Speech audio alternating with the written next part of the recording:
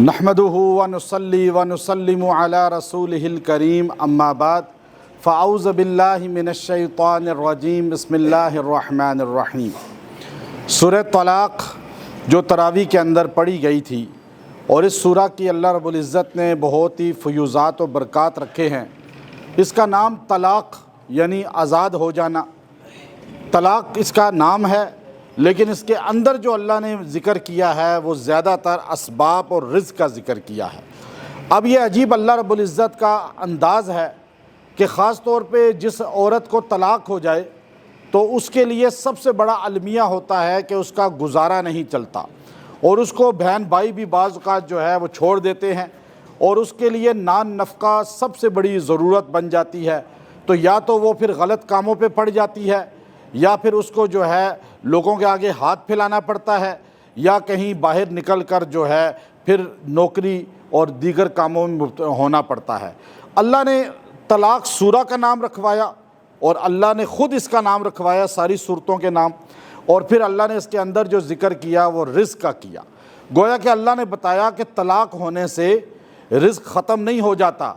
کوئی آپ کا خامند آپ کا رب نہیں ہے۔ اگر ایک گھر میں عورت کو ظلم ہو رہا ہے، تشدد ہو رہا ہے، اور اس کی عزت نفس مجروح کی جا رہی ہے، اور وہ وہاں پر کڑ کڑ کے زندگی گزار رہی ہے، تو اب اس کے ماں باپ اسے یہ کہیں کہ تم جو ہے بس لٹکی رہو، تمہارا جنازہ اس گھر سے نکلنا چاہیے، ہم نے تمہیں رخصت کر دیا ہے، اب اگر آ گئی واپس تو ہم کس منہ سے لوگوں کے سامنے جائیں گے، ہماری ناک کٹ جائے گی۔ یہ الفاظ قرآن و سنت کے منافی ہیں۔ اللہ نے فرمایا کہ میں نے طلاق نام ہی ایک صورت کا اس لیے رکھوا دیا تاکہ انسانوں کو پتہ چل جائے کہ اگر گزارا نہیں ہوتا،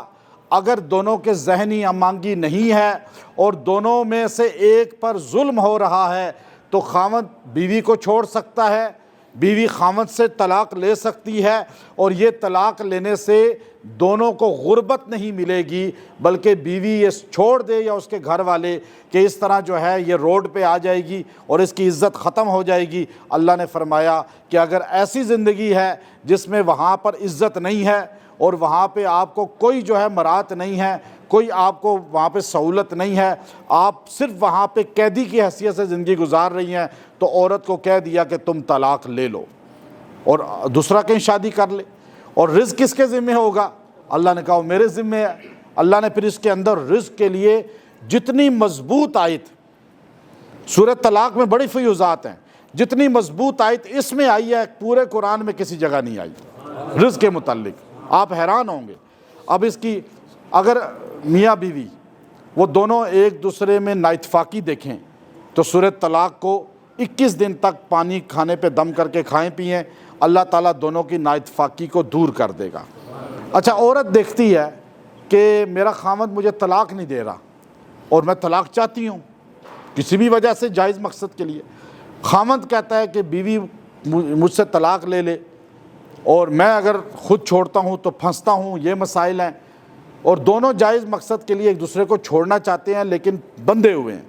تو سورہ طلاق کو 21 دن پڑھ کے دعا کریں، اللہ تعالیٰ اسباب پیدا فرما دے گا۔ رزق کے لیے یہ صورت تیر بہدف ہے۔ جس کے پاس رزق کی کمی ہو، کوئی اسباب نہ ہو، کچھ نظر نہ آتا ہو، بس خودکشی کر لیں، اب مر ہی جائیں، یہ سوچتا ہے بندہ، تو وہ سورہ طلاق کو 21 دن تک پڑھے، روز ایک بار، اور رات کو پڑھے، مغرب سے لے کے فجر کے درمیان، عورت مرد سب پڑھیں اور دعا کریں، اللہ تعالیٰ اس کی برکت سے اسے رزق وافر دے دے گا۔